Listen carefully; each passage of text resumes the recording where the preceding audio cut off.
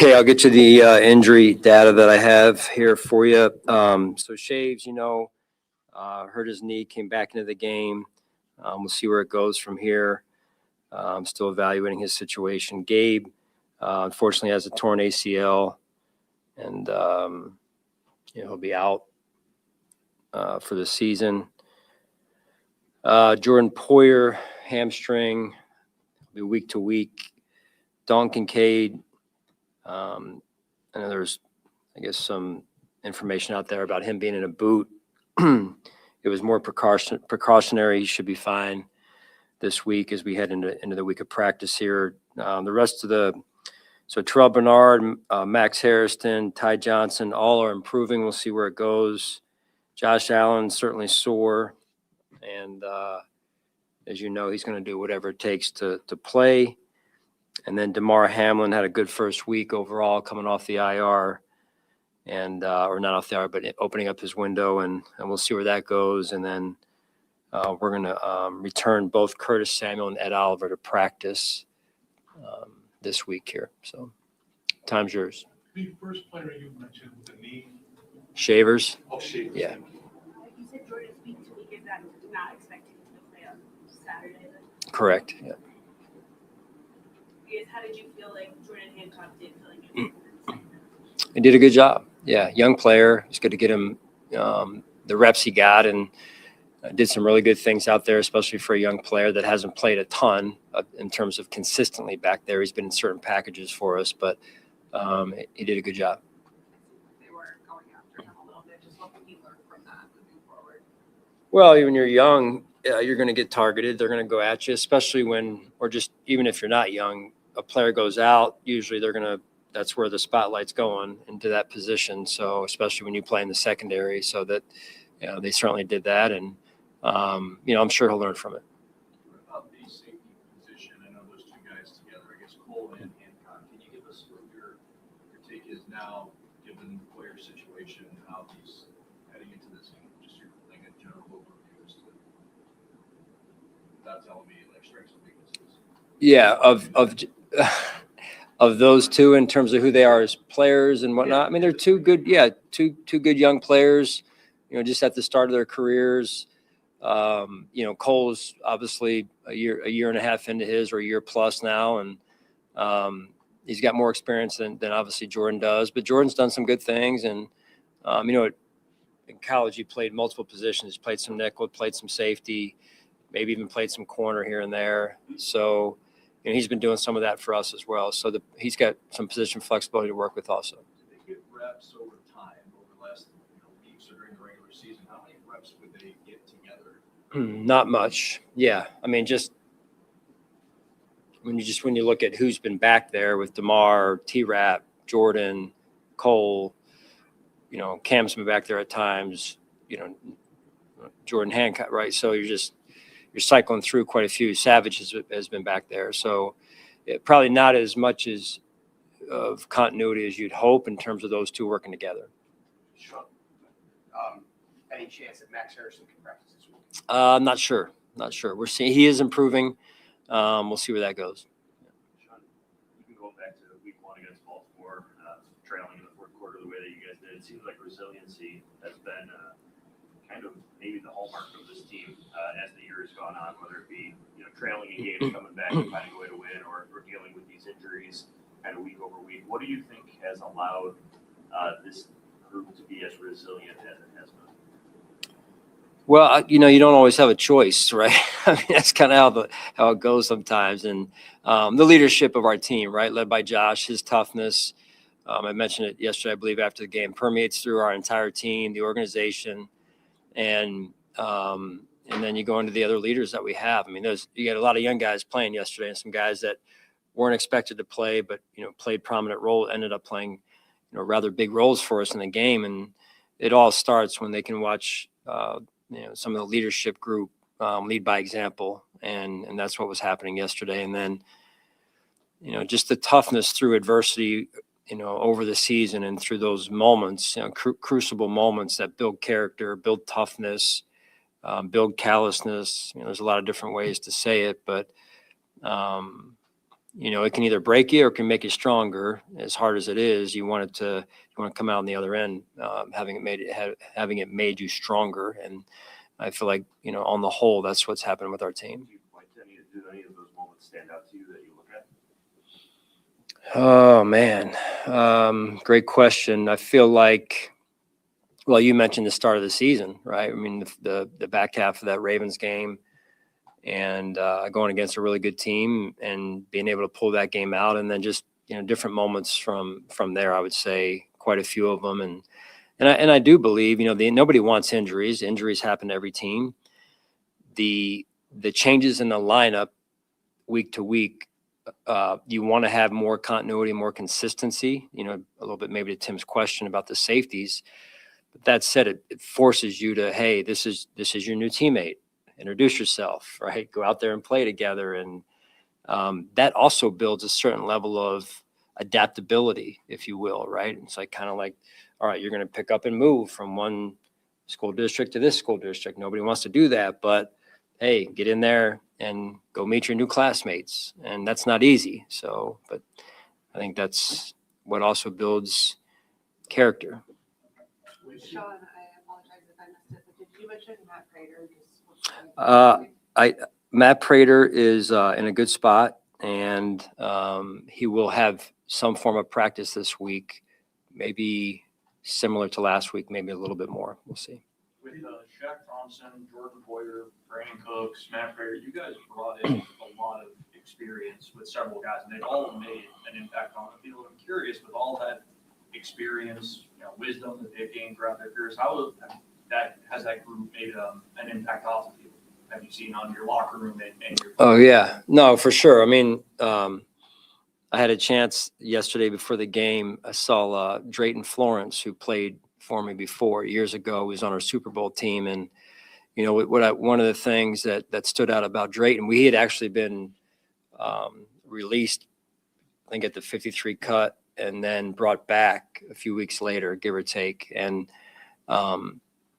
what he brought to our team, he was a veteran back then, but and with a ton of experience. And hey, young guys, this is how you do things. This is how this works. On our journey that year on the run, and it was, to me, very influential in terms of his leadership and his wisdom, as you mentioned.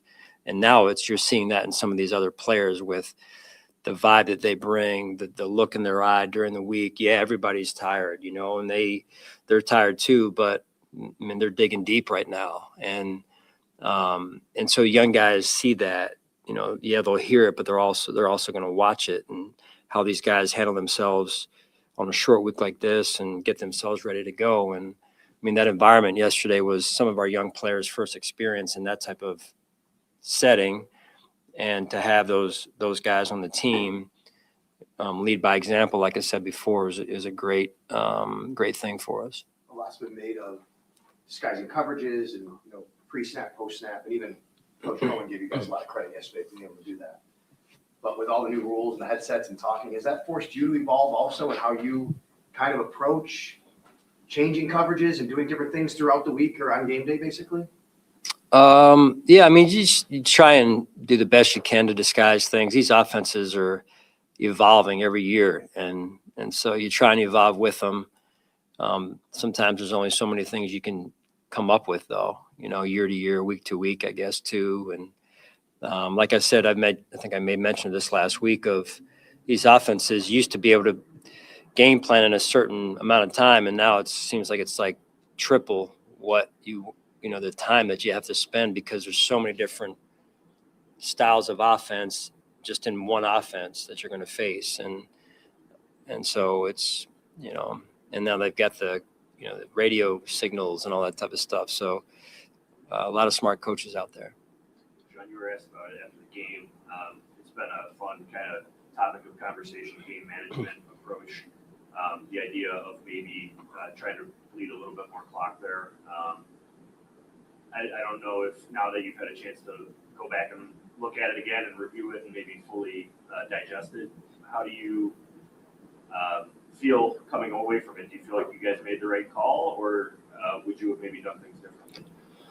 Well, we're still processing through some of that, Jay, and you want to make sure that when you take the field the next time that you say, hey, this is how we would either do it the same or do it differently. That's the key. And just getting back last night and turning it around quickly here. We haven't usually we'll sit as a coordinator group and a game management group and do that and see that process through. So we usually that'll start early in the week, but it'll end later in the week here. So we're not totally there yet. Having said that, I mean, come on, who would not want to bleed time off that clock?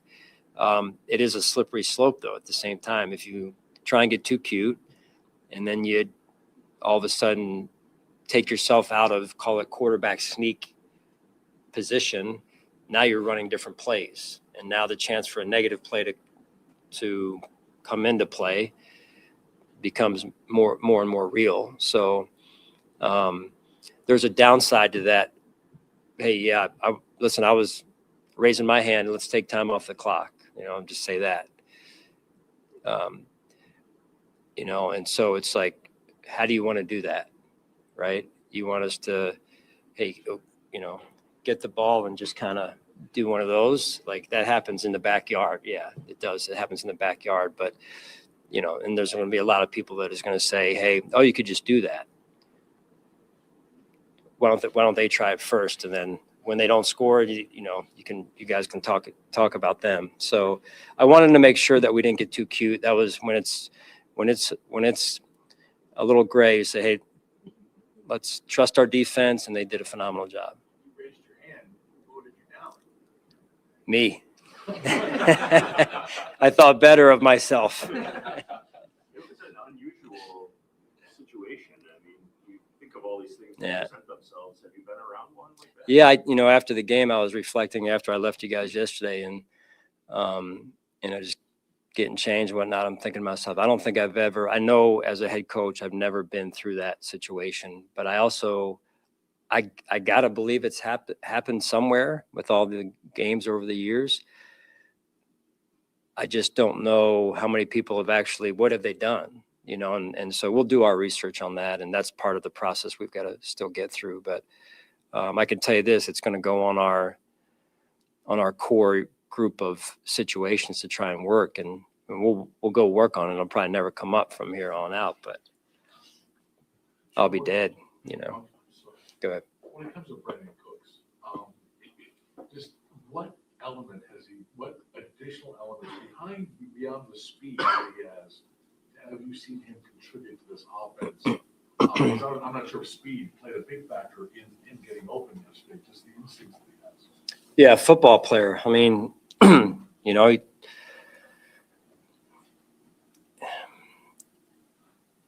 veteran player has already been mentioned. Wisdom, experience. You just mentioned, I think, instincts. That to me is, the game is football. It's not track. It's not 40-yard dash, weightlifting. It's football. And usually when you bring in good football players, you have a chance. Tough, good football players, high character. I mean, that's the vision from a culture standpoint, or some of it, so they got to fit into, who we are from a culture standpoint. And he's got football instincts. He obviously can run. He's tough. He's a good person. And I mean, we've only been around each other probably a month and change maybe. But that's what I see. And that's what I've heard about him before he got here. So, he loves to compete also. So that toughness piece is real, especially when you're a wide receiver. I mean, you look at the wide receivers around the league who are making plays right now in the playoffs. Yeah, most of them got that toughness element. Sean, to that point, what did you see out of Keon Coleman this week, just knowing how banged up that room is? Yeah, I mean, continue to move in the right direction. Continue to the effort in the run game. You made the big catch for us yesterday down the sideline. That was a huge play for us. Set us up. I believe it was the first score. So anyway, just keep moving in the right direction, and he's been improving each week.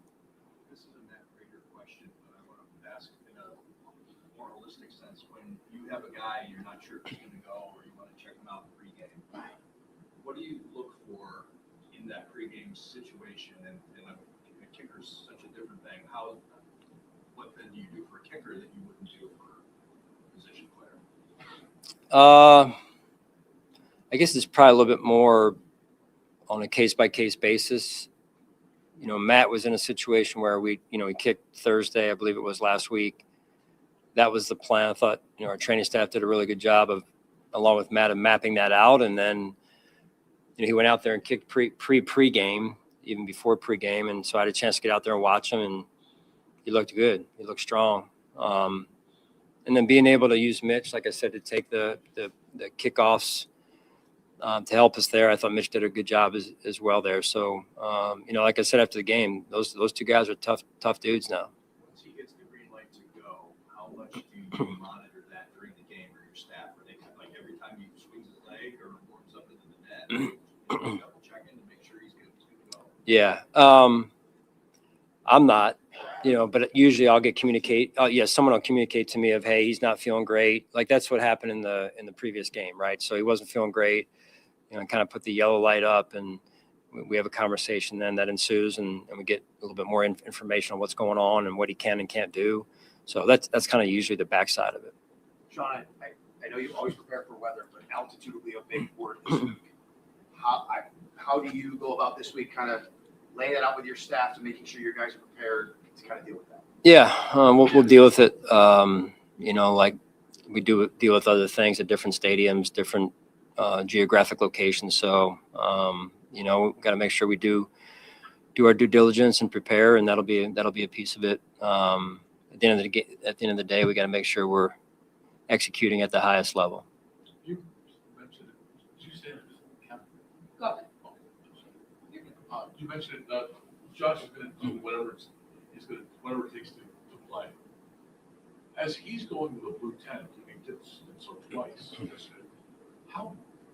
How maybe amazed or were you that he just came out and as if nothing happened? Like it's just his durability, and how much do you worry during those minutes that he's in the blue tent? That the worst might be. Yeah, every minute he's in the blue tent, I'm worrying. Right? I mean, and that's true of any player, right? You don't want any player. I don't want to see any player go down on our team or their team and or have to go in the blue tent to be evaluated. I mean, nobody wants that because you care about the people, right? These guys, I've said long before, these guys are more than just football players. So that's number one. Number two is obviously Josh is the face of our franchise. So nobody wants to see our quarterback, certainly me, go down. And so you do worry. And, we're just glad that he's okay and he's extremely tough and extremely competitive and wants to be out there with his teammates. Coach, in your eyes, how have the Broncos changed over the last year? Faced them in the first round of playoffs last year and this year, they get to sit a week and rest. Yeah, I'm sure that feels good for them, getting that rest, getting that number one seed, and they've earned it. They've got a great team, all three phases, very well coached team, and I have a lot of respect for Coach Payton, and he's done it at a high level, Super Bowl winning coach. So, we're gonna go out there and have to make sure we're rested, through the week as we try and prepare as well on the short week here, and we're gonna have to play better than we did this past weekend in order to win. Just how important has he been to the wide receiver? Yeah, he's been huge. I mean, you watch the way that he's developed, and his toughness, his flexibility to do more than one thing at the position. And I mean, he made a couple key catches yesterday, and certainly some key blocks for us, in particular on the last drive. And I mean, he's the type of guy, as I said before, no job's too small. What do you want me to do, Coach? Yeah, I'll do it. What do you want me to do on the other end of the spectrum? Yeah, I'll do it. So you really appreciate that about him. With Gabe and Joshua Palmer for the season now, do you feel like the rookie at bringing anyone in from the outside? Do you feel good with the group you have? Obviously, Curtis and Jordan practice. Yeah, I feel good with the group we have. Did you get any clarification, or does the league reach out to you at any point about that sequence at the end of the first half?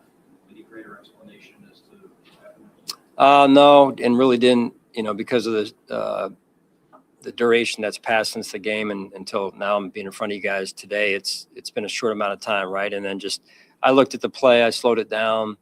I think I got everything out of it that I need out of it. And if we have questions, we'll certainly call the league, but and there's things we can do better there also. All right. Thank you, guys. Thank you.